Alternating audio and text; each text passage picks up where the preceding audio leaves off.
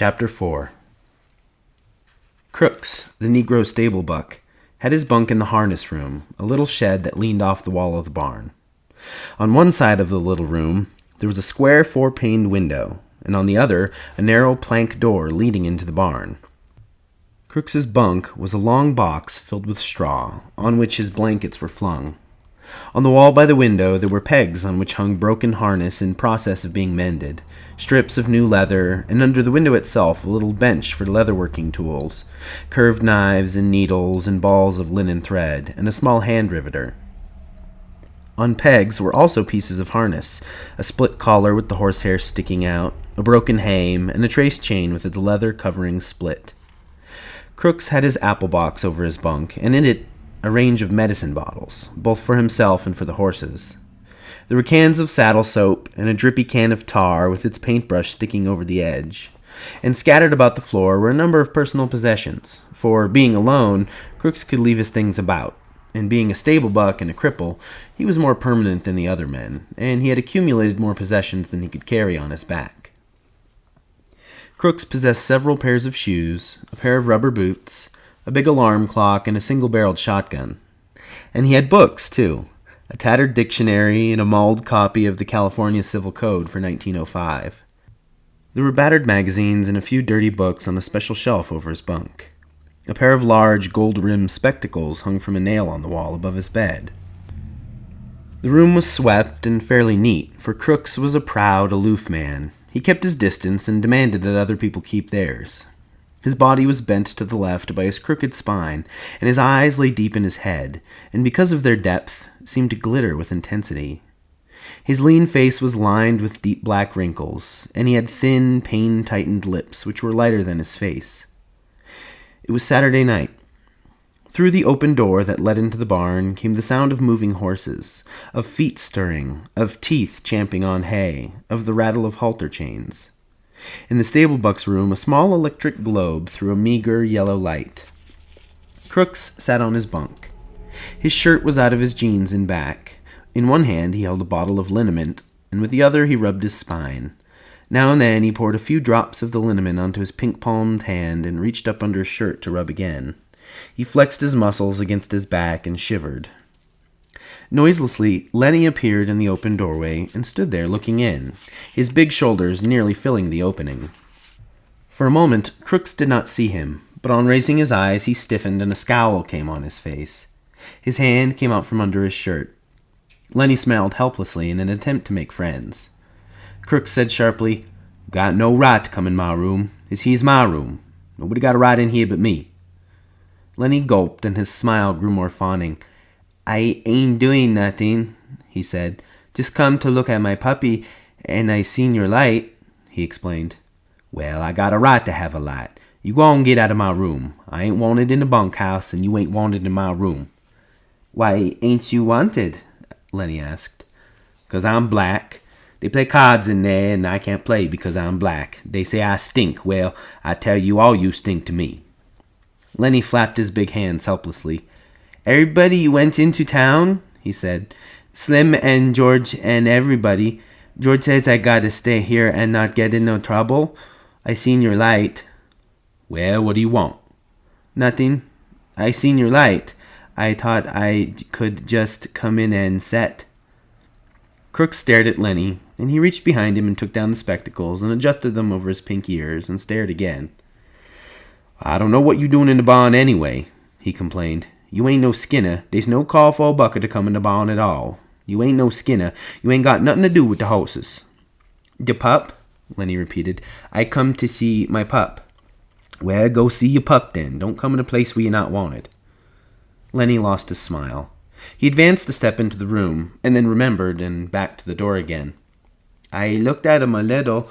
Slim says I ain't to pet him very much." Crooks said, "Well, you been taking him out of the nest all the time. I wonder the old lady don't move him someplace else." "Oh, she don't care. She lets me."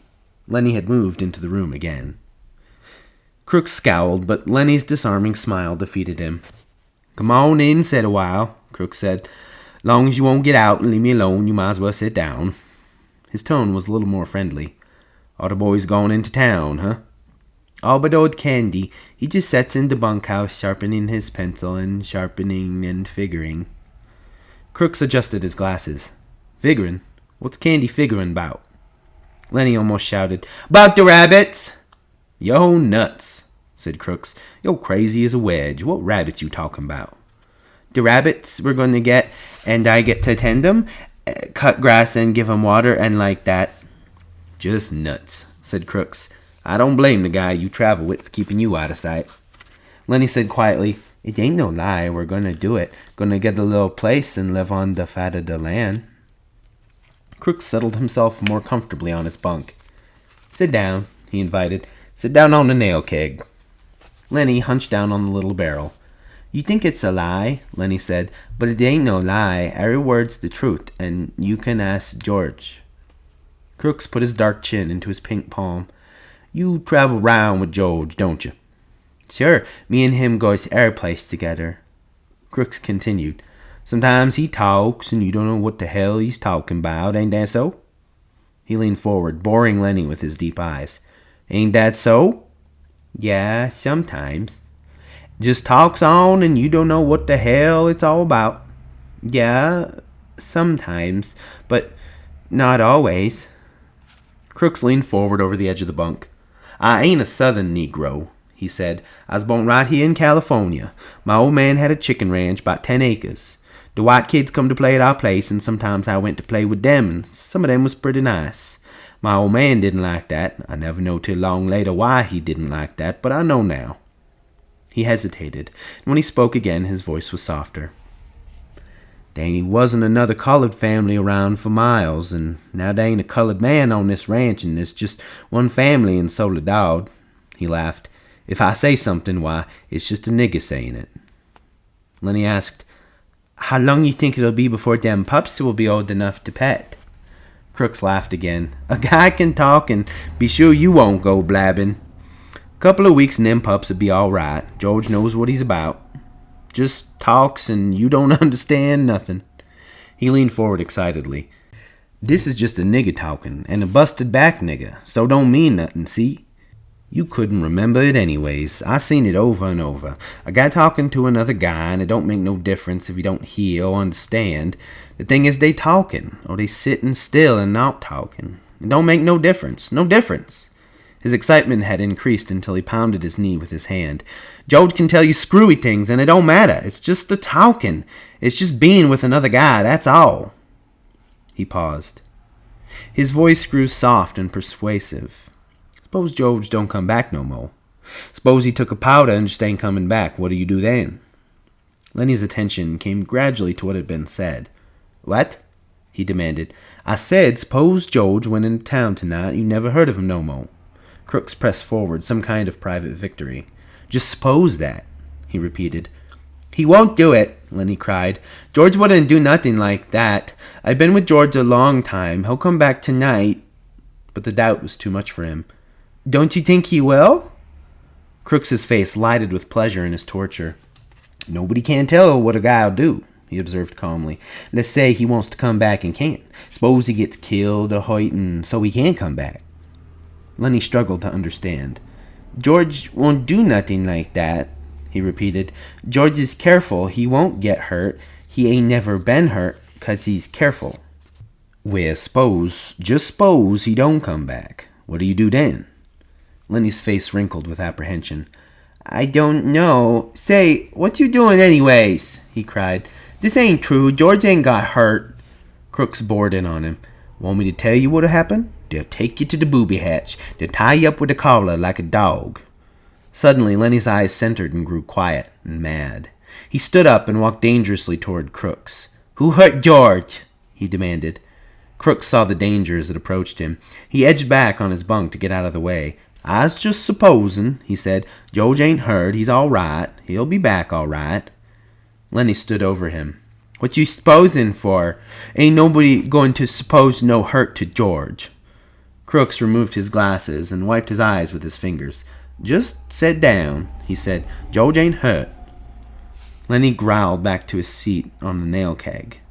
"Ain't nobody going to talk no hurt to George," he grumbled. Crooks said gently, Maybe you can see now. You got George. You know he's gonna come back. Suppose you didn't have nobody. Suppose you couldn't go into the bunkhouse and play rummy 'cause you was black. How'd you like that? Suppose you had to sit out here and read books. Sure, you could play horseshoes till it got dark, but then you got to read books. Books ain't no good. A guy needs somebody to be near him. He whined, a guy goes nuts if he ain't got nobody. Don't make no difference who the guy is, long as he's with you. I tell you, he cried, I tell you, a guy gets too lonely and he gets sick. George's gonna come back, Lennie reassured himself in a frightened voice. Maybe George come back already. Maybe I better go see. Crooks said, I didn't mean to scare you. He'll come back. I was just talking about myself. Guy sits alone out here at night, maybe reading books or thinking or stuff like that. Sometimes he gets thinking and he got nothing to tell him what's so and what ain't so. Maybe if he sees something, he don't know whether it's right or not. Can't turn to some other guy and ask him if he sees it too. We can't tell. He got nothing to measure by. I seen things out here. I wasn't drunk. I don't know if I was asleep. If some guy's with me, he could tell me I was asleep and then it'd be all right, but I just don't know. Crooks was looking across the room now, looking toward the window. Lennie said miserably, George won't go away and leave me. I know George wouldn't do that. The stable buck went on dreamily. I remember when I was a little kid on my old man's chicken ranch. Had 2 brothers. They was always near me, always there. Used to sleep right in the same room, right in the same bed, all 3. Had a strawberry patch, had an alfalfa patch. Used to turn the chickens out in the alfalfa on a Sunday morning. My brothers would sit on the fence rail and watch 'em. White chickens they was. Gradually, Lennie's interest came around to what was being said. George says we're going to have alfalfa for the rabbits. What rabbits? We're going to have rabbits and the berry patch. Yo nuts.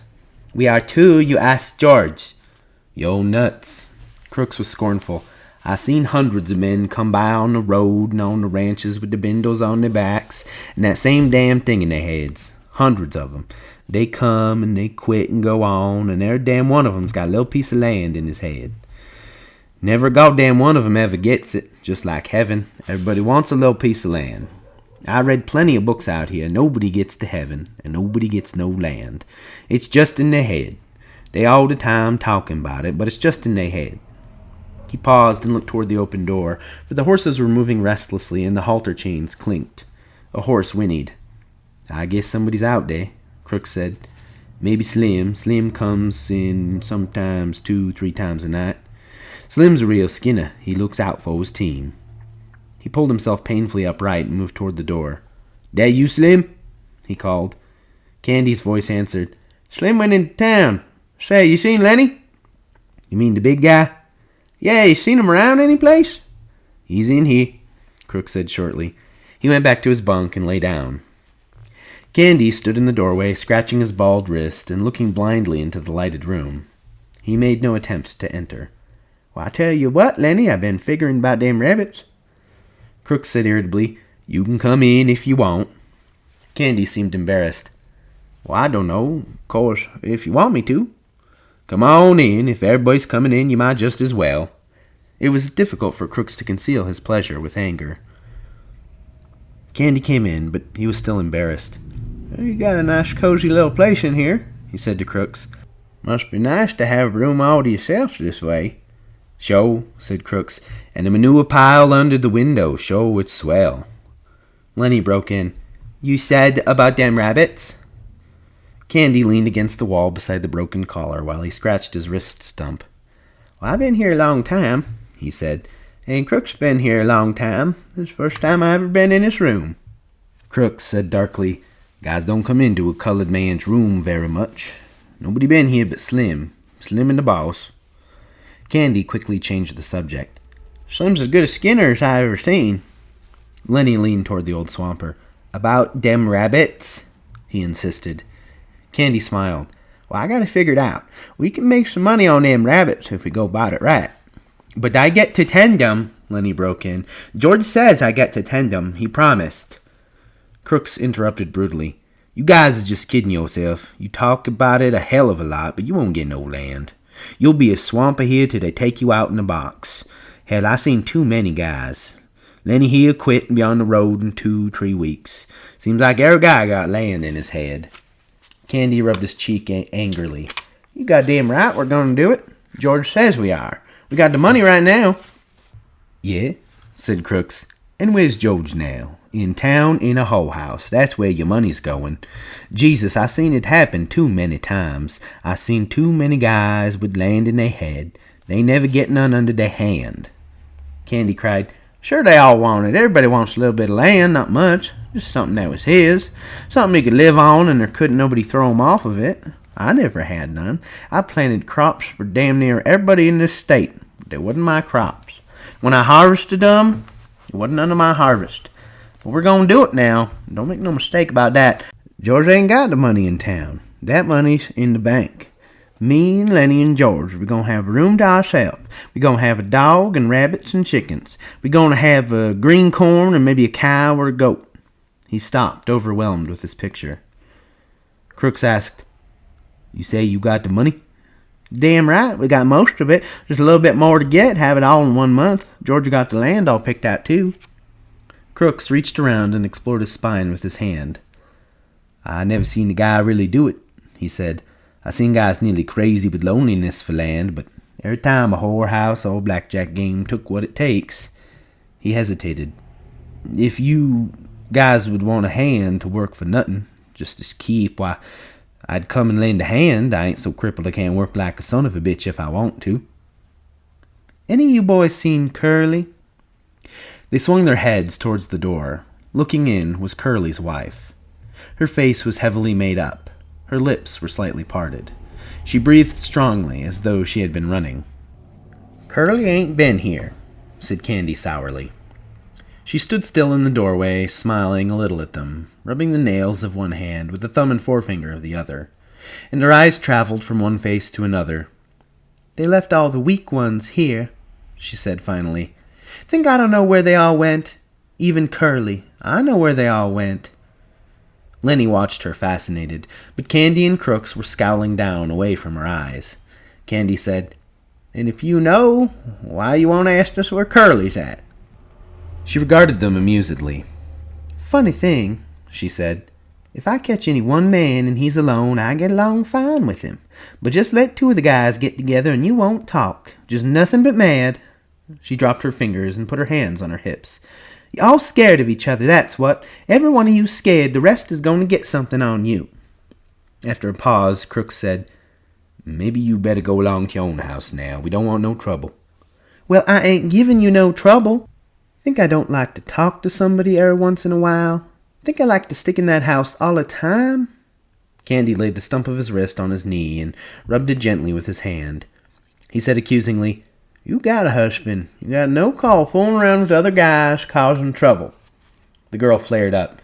Sure I got a husband. You all seen him. Swell guy, ain't he? Spends all his time saying what he's gonna do to the guys he don't like. And he don't like nobody. Think I'm gonna stay in that 2x4 house and listen to how Curley's gonna lead with his left twict and then bring in the old right cross? 1-2, he says. Just the old 1-2 and he'll go down. She paused and her face lost its sullenness and grew interested. Say, what happened to Curley's hand? There was an embarrassed silence. Candy stole a look at Lennie, and then he coughed. Why, Curley, he got his hand caught in a machine, ma'am. Bust his hand. She watched for a moment, and then she laughed. Baloney! What you think you was selling me? Curley started something he didn't finish. Caught in a machine. Baloney! Why, he ain't give nobody the good old 1-2 since he got his hand bust. Who bust him? Candy repeated sullenly. Got it caught in a machine. All right, she said contemptuously. All right, cover him up if you want to. What do I care? You bindlebums think you're so damn good. What do you think I am, a kid? I tell you, I could have went with shows. Not just one, neither. And a guy told me he could put me in pictures. She was breathless with indignation. Saturday night. Everybody's out doing something. Everybody. And what am I doing? Standing here talking to a bunch of bindle stiffs. A nigger and a dum-dum and a lousy old sheep. And liking it 'cause they ain't nobody else. Lennie watched her, his mouth half open. Crooks had retired into the terrible protective dignity of the Negro. But a change came over old Candy. He stood up suddenly and knocked his nail keg over backward. Well, I had enough. he said angrily. "You ain't wanted here. We told you you ain't. And I tell you, you got floozy ideas about what us guys amounts to. You ain't got sense enough in that chicken head to see that we ain't stiffs. Suppose you get us canned. Suppose you do. You think we'll hit the highway and look for another lousy two-bit job like this? You don't know that we got our own ranch to go to and our own house. We ain't got to stay here. We got a house and chickens and fruit trees and a place 100 times prettier than this. And we got friends. That's what we got. Maybe there was a time when we was scared of getting canned, but we ain't no more. We got our own land and it's ours. And we can go to it." Curley's wife laughed at him. "Baloney," she said. "I seen too many you guys. If you had 2 bits in the world, why you be getting 2 shots of corn with it and sucking the bottom of the glass. I know you guys." Candy's face had grown redder and redder, but before she was done speaking, he had control of himself. He was master of the situation. "I mighta knew," he said gently. "Maybe you just better go along and roll your hoop. We ain't got nothing to say to you at all. We know what we got, and we don't care whether you know it or not.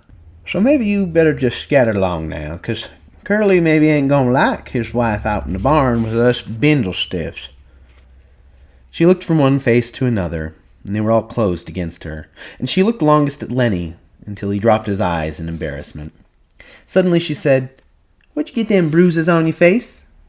Lennie looked up guiltily. "Who, me?" "Yeah, you." Lennie looked to Candy for help, and then he looked at his lap again. "He got his hand caught in a machine," he said. Curly's wife laughed. "Okay, machine. I'll talk to you later. I like machines." Candy broke in. "You let this guy alone. Don't do no messing around with him. I'm going to tell George what you says. George won't have you messing with Lennie." "Who's George?" she asked. "The little guy you come with?" Lennie smiled happily. "That's him," he said. "That's the guy, and he's going to let me tend the rabbits." "Well, if that's all you want, I might get a couple of rabbits myself." Crooks stood up from his bunk and faced her. "I had enough," he said coldly. "You got no rights coming in the colored man's room. You got no rights messing around in here at all. Now, you just get out and get out quick. If you don't, I'm going to ask the boss not to ever let you come in the barn no more." She turned on him in scorn. "Listen, nigger," she said. "You know what I can do if you open your trap?" Crook stared hopelessly at her. Then he sat down on his bunk and drew into himself. She closed on him. "You know what I could do?" Crook seemed to grow smaller, and he pressed himself against the wall. "Yes, ma'am." "Well, you keep your place then, nigger. I could get you strung up on a tree so easy it ain't even funny." Crooks had reduced himself to nothing. There was no personality, no ego, nothing to arouse either like or dislike. He said, "Yes, ma'am," and his voice was toneless. For a moment she stood over him as though waiting for him to move so that she could whip at him again. But Crooks sat perfectly still, his eyes averted, everything that might be hurt drawn in. She turned at last to the other two. Old Candy was watching her, fascinated. "If you used to do that, we'd tell," he said quietly. "We'd tell about you framing Crooks." "Tell and be damned!" she cried. "Nobody'd listen to you, and you know it. Nobody'd listen to you." Candy subsided. "No," he agreed. "Nobody'd listen to us." Lennie whined, "I wish George was here. I wish George was here." Candy stepped over to him. "Don't you worry none," he said. "I just heard the guys coming in. George will be in his bunkhouse right now, I bet." He turned to Curly's wife. "You better go home now," he said quietly. "If you go right now, we won't tell Curly you's here." She appraised him coolly. "I ain't sure you heard nothing." "Better not take no chances," he said. "If you ain't sure, you better take the safe way." She turned to Lennie. "I'm glad you bust up Curly a little bit. He got it coming to him. Sometimes I'd like to bust him myself." She slipped out the door and disappeared into the dark barn. And while she went through the barn, the halter chains rattled, and some horses snorted, and some stamped their feet. Crooks seemed to slowly come out of the layers of protection he had put on. "Was that the truth, what you said about the guys come back?" he asked. "Sure, I heard 'em." "Well, I didn't hear nothing." "Yeah, the gate banged," Candy said, and he went on. "Jesus Christ, Curly's wife can move quiet. I guess she's had lots of practice, though." Crooks avoided the whole subject now. "Maybe you guys better go," he said. "I ain't sure I want you in here no more. Colored man got to have some rights, even if he don't like 'em." Candy said, "That bitch oughtn't have said that to you." "It wasn't nothing," Crooks said dully. Guys coming in and setting made me forget. What she says is true. The horses snorted out in the barn, and the chains rang, and a voice called, Lennie! Lennie, you in the barn? It's George, Lennie cried, and he answered, Here, George, I'm right in here. In a second, George stood framed in the door, and he looked disapprovingly about. What you doing in Crooks's room? You hadn't ought to be in here. Crooks nodded. I told 'em, but they come in anyways. Well, why didn't you kick 'em out? I didn't care much, said Crooks. Lennie's a nice fella. Now Candy aroused himself. Oh, George, I've been figuring. I got it doped out how I can even make some money on them rabbits. George scowled. Thought I told you not to tell nobody about that. Candy was crestfallen. I didn't tell nobody but Crooks. George said, Well, you guys get out of here. Jesus, seems like I can't go away for a minute. Candy and Lennie stood up and went toward the door. Crooks called, Candy. Huh? Remember what I said about hoeing and doing all jobs? Yeah, said Candy. I remember. Well, just forget it, said Crooks. I didn't mean it. Just fooling. I wouldn't want to go to no place like that. Well, okay, if you feel like that. Good night. The three men went out of the door. As they went through the barn, the horses snorted and the halter chains rattled. Crooks sat on his bunk and looked at the door for a moment. Then he reached for the liniment bottle. He pulled out his shirt and back, poured a little liniment on his pink palm, and reaching round, he fell slowly to rubbing his back.